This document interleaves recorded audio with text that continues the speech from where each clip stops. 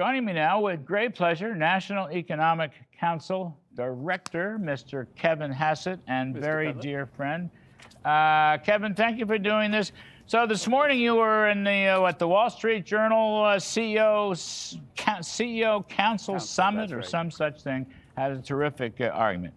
We're going to play some tape about one of the things you said, but you made a terribly important point. You made a terribly important point, and that is that almost never happens. The Fed must not be partisan. I think this is an absolute key point. I know the headlines all about lower interest rates, but I think this is the key point that has to be made. The Fed should not be partisan, and I believe we have the tape on this. Do we have the tape? Okay. Here it comes, Kevin. We're going to play it, and then you can comment. Or I could just say it. Fed must be not partisan. And I worry that the Fed has been partisan. But then the Fed didn't do anything when there was the runaway spending and inflation was going out of control.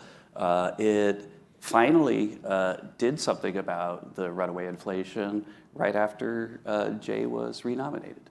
There are a lot of things that look political in recent behavior of the Fed, and I think that's unacceptable. The Fed cannot be a political body. So the Fed must not be a political body, and there's plenty of reason. You cite plenty of things. This is so interesting to me. The Jay Powell Fed was rather partisan in the first Trump term, rather partisan during the Biden years, and looked to be rather partisan in the second Trump term. Kevin, as NEC director, can you expand on this? Because this is so important. Right. Well, I mean, the bottom line is that the job of the Federal Reserve is to do monetary policy. And you remember, Larry, on your show, I talked about a time when Alan Greenspan wouldn't let me write one of my tax papers because the tax was something that Congress was considering at the time. And he's kind of like, well, when Congress is done considering that, we can publish your paper. But right now, if the Fed publishes a tax paper, it's going to look like we're playing favorites. We're going to inject ourselves into a partisan process. And I think he was right to do that. He held my paper for almost a year, if I remember right. And so the point is the Fed should be focused on monetary policy and to try to stay out of politics. And think about how many times in the last couple of years, or even just this year, you've seen Fed people from regional presidents all the way up to people at the top go on and on and on about tariffs. And even falsely asserting that tariffs could be inflationary, even if there's a price effect for tariffs, right? As you know, it's a level adjust, not an inflation effect. And so the point is that to take the thing that's one of the president's top non-monetary policy issues and to make it your main talking point every time you give an economic speech is to do the opposite of what Alan Greenspan advised us to do. So I think that the Fed needs to go back to being a nonpartisan organization that focuses on bank regulation and on monetary policy and tries to stay out of politics. Another thing that I saw when I was studying this ahead of time was that the Fed almost never, ever, ever moves interest rates right before a presidential election because they don't want to look like they're playing political favorites.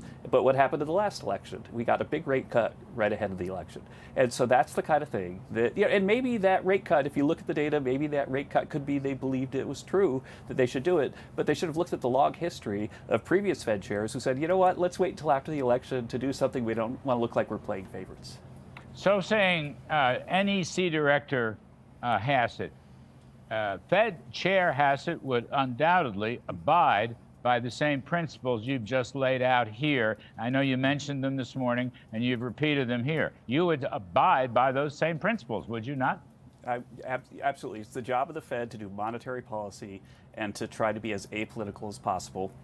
But it doesn't mean that you don't ever talk about it. If you go back to Chairman Greenspan, he would warn Congress, hey, if you spend like crazy and inflation takes off, then I'm going to have to lift interest rates a lot. So please don't do that. And so that's an appropriate kind of thing for the Fed to say. But to go and every little nuanced partisan issue of the day to be talking about it in speeches every week is inconsistent with the history and the tradition of the Fed.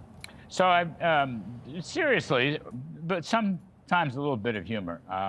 Treasury man Scott Bessent was speaking on TV last week or Sunday, I think it was, and he was talking about the Fed, and he said, the Fed has 300 economists, okay, and he called it a universal basic income program for economists, okay, and His clear inference was we don't need 300 economists at the Federal Reserve, or however many they may have,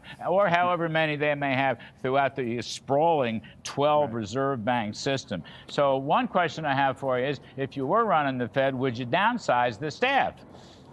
Right. I think that what the Fed has to do is really carefully analyze the research that it's doing and make sure that the research that it's doing is focused on core functions. And so, for example, are they doing a good job at forecasting how the economy is going to be over the next 12 months? Do they have a lot of people dedicated to that, and are they doing a good job or not? You know, if there are people that are just fantastic at nailing the economy and it took 400 of them, then maybe you keep 400.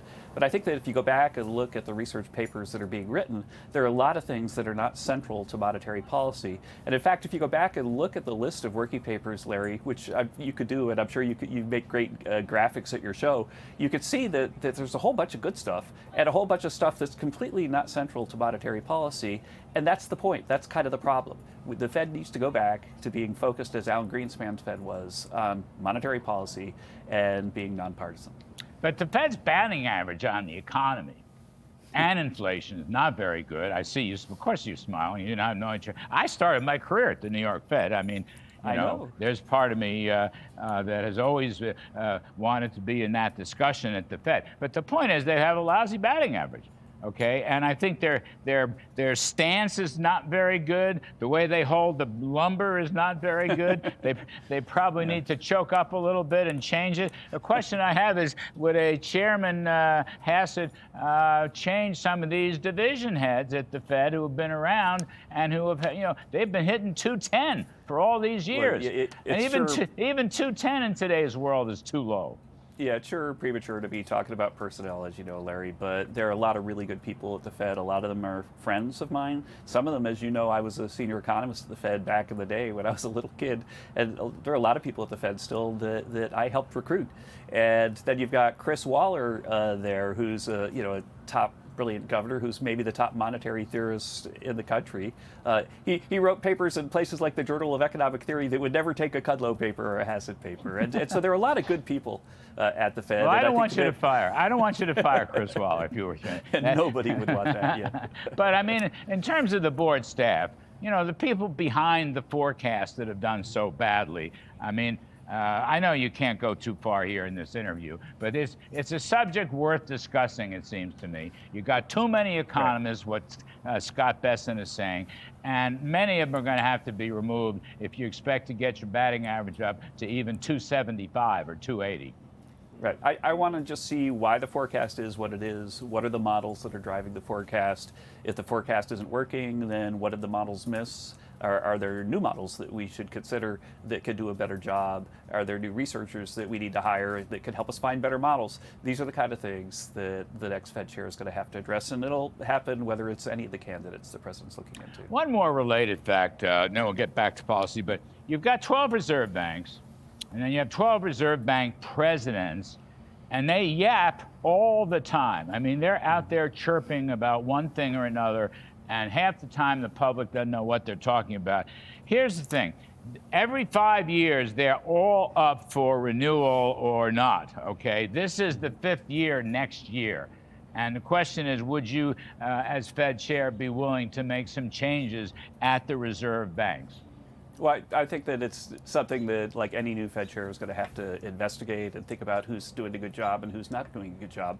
I mean, the American people and the president expect the next Fed chair to hold people accountable, to help people be more effective, and to be nonpartisan. And so, for sure, that's something that we need to look into. So, and of course, there have also been some accusations of misconduct and bad regulation over on the West Coast. And so there are a lot of things that need to be addressed and either fixed with new people or fixed with new ideas about how to run things. You know, I've had this conversation with Mohammed El-Arian, a smart chap. He's a good guy.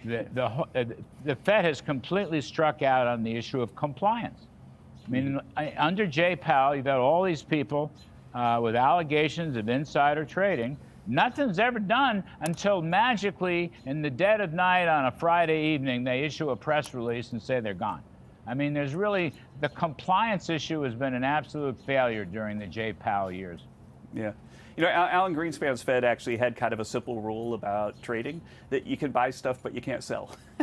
Right? And so basically they didn't want people doing anything that looked like active trading. And you know, go for index funds, hold on to stuff. Yes. If you're going to sell it, do it. You What's know, so hard with about lots that? of notice. Yeah, that's right. There's a What's so story hard in about that? there's a story in the Wall Street Journal today about 401ks who just kept their money in the index funds, and all these millionaires have developed. I mean, why can't the Fed Reserve Bank presidents be content with being 401k millionaires? Why do they have to try to trade the market, for heaven's sakes? Okay, let's get down to more brass tacks. You also told this Wall Street Dow Jones conference there's room for more rate cuts even after tomorrow.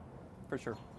What Right, you and the thinking reason here? is that we've got a big increase right now in aggregate supply, and what causes inflation is when aggregate demand runs ahead of aggregate supply. But because of like the AI productivity shock, because of the 18 trillion in new factories that are coming on board, and the expensing, all of that increases aggregate supply, which puts downward pressure on prices. And so, just as in the 90s, the economy was booming because of the computer being introduced into the economy. Alan Greenspan looked at that boom and said, hey, this is a supply-driven boom. We don't have to tighten, even though the unemployment rate is low. And I think that we're at a time very analogous to that right now. There's a CapEx boom. I mean, maybe that's part of what your discussion. We were talking about it last night. The latest numbers, I know there's a lag because of the shutdown, but the latest numbers on industrial production, Kevin, the capital expenditures, you know, machinery, equipment, and whatnot, and maybe starting to build factories, maybe it's R&D credits, 9.1% gain over the past 12 months, and we only know through September, because Trump's out there recruiting all these trillions of dollars. There may be a lot more in the most recent months that we don't even know about, but already 9% gain. And the thing that we've been tracking too is groundbreakings in new factories, and we're up to I think around 30 since September. And so all of these promises that the president has solicited for people to onshore production and so on, they're being realized right now. There are groundbreakings all over the country because of it. You know, on the inflation front, I know you've said wages are rising faster than inflation. That is true. That is factually true, by the by, for whatever that's worth.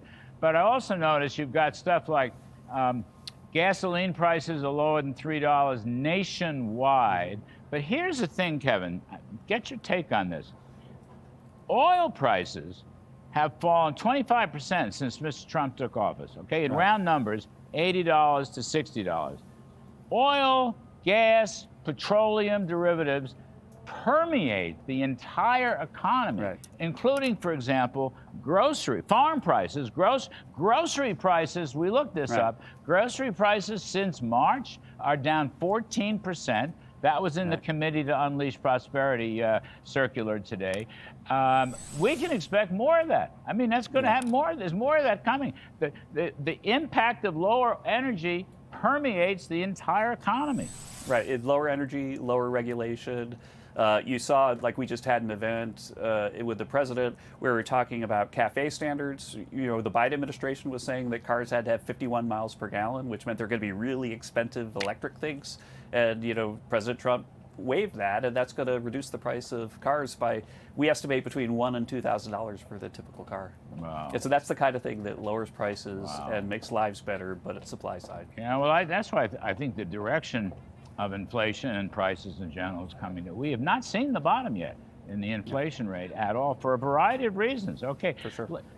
Last one. I know you were asked this at the forum today, and it's an interesting question, so get your take quickly. AI, very important, radical change. Okay.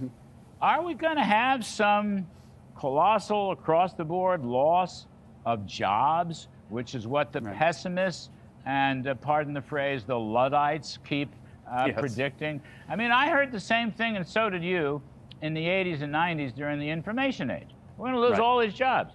Yeah, we lost some jobs, but we also gained about 25, 30 million jobs along the way, for heaven's sakes. And, you know, even though I have not spoken to Schumpeter lately, I have not done a spiritual divination with him lately. You know, gales of creative destruction. You guys used to go to school together, right? And, well, we knew each other, you know, just a few years ago. He's been dead since 1950. But his point was gales of creative destruction. The new replaced the old. And the results in this country, Kevin, have always been fabulous. Right. Fabulous. Why should this be different? It won't be different. It'll be like the internal combustion engine made it so that we didn't need horses and buggies anymore. And for sure, there were guys who took care of horses and buggies that had to move to a new position. But basically, we all got wealthier. The economy grew, and sometimes jobs change. But in a big growing economy like President Trump is creating, then there's lots of room for new positions should they occur. But I don't think that the disruption is going to be anywhere near what the pessimists think, even in the near term, because what we're seeing is that AI is making it so that there's like a great coach for every worker. And so instead of having to go get the supervisor to explain to you why the machine isn't quite working right, you can Google it or AI it and with ChatGPT, and then it tells you how to do it right away, and you become more productive, and it saves the supervisor time. And so what we're seeing is that worker productivity and worker wages are going way up, and we're not seeing massive layoffs or anything like that. Listen, everybody in this building, including myself and many other hosts, we all try to look as smart as we can by hitting that Google button, by hitting that ChatGPT button. You know what I mean? I don't want to go into that too deep with all these 20-somethings, but it's very helpful, and it's going to turn out to make things better. Kevin Hassett, good luck. We appreciate it very much. Thanks, Larry. White Great House to be here. Director of the NEC. Terrific stuff. Thanks.